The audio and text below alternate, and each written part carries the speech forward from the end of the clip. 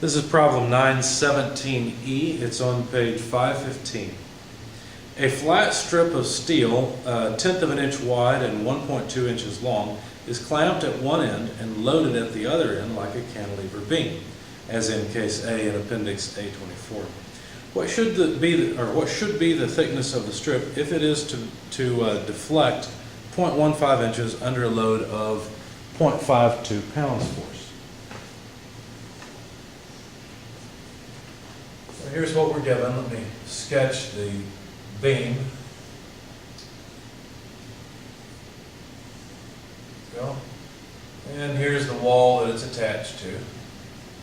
Well beat around it, I guess. And the load, P, is applied out at the end and is 0.52 pounds force. Now we're given some geometry. This beam measures 1.2 inches long and is a tenth of an inch, 0.1 inches wide. And the maximum deflection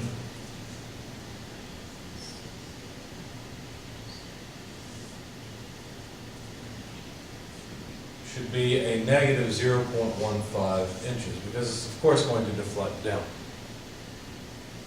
Okay, now the one thing we don't know is how high or how thick this beam should be.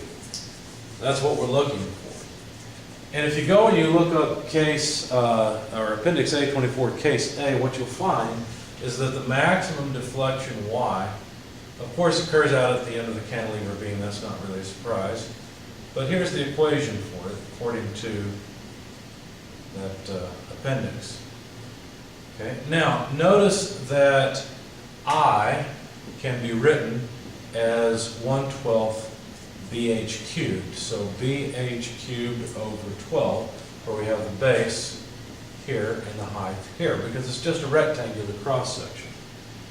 Now, further, we can put this together and simplify it down just a little bit. We'll put the constants together, I suppose. And it looks like this: negative 4 PL cubed divided by EBH cubed. Okay? And so if we were to rearrange this and solve for H, because notice we already have how far it's going to deflect. If we solve for H, what I would do is just switch places. H cubed and Y max could just switch places.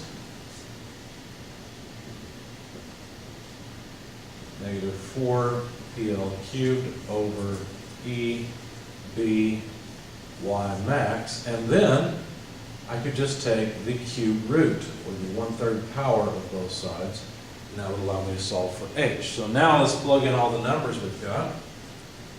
H is negative 4. The load P, 0.52 pounds force. The length L, 1.2 inches quantity cubed, divided by E, the elastic modulus, but it's steel, so that's just 30 E6 PSI. And then B is the width of the beam, 0.1 inches. And then finally, the deflection, well, it's going to deflect downward, which is a negative deflection, so negative 0.15 inches of deflection, and then we need to take the cube root. When you plug all this in your calculator, you'll find that you get about 0.02 inches. So the thickness of the beam should be about 20 thousandths of an inch in order to get that deflection with that load.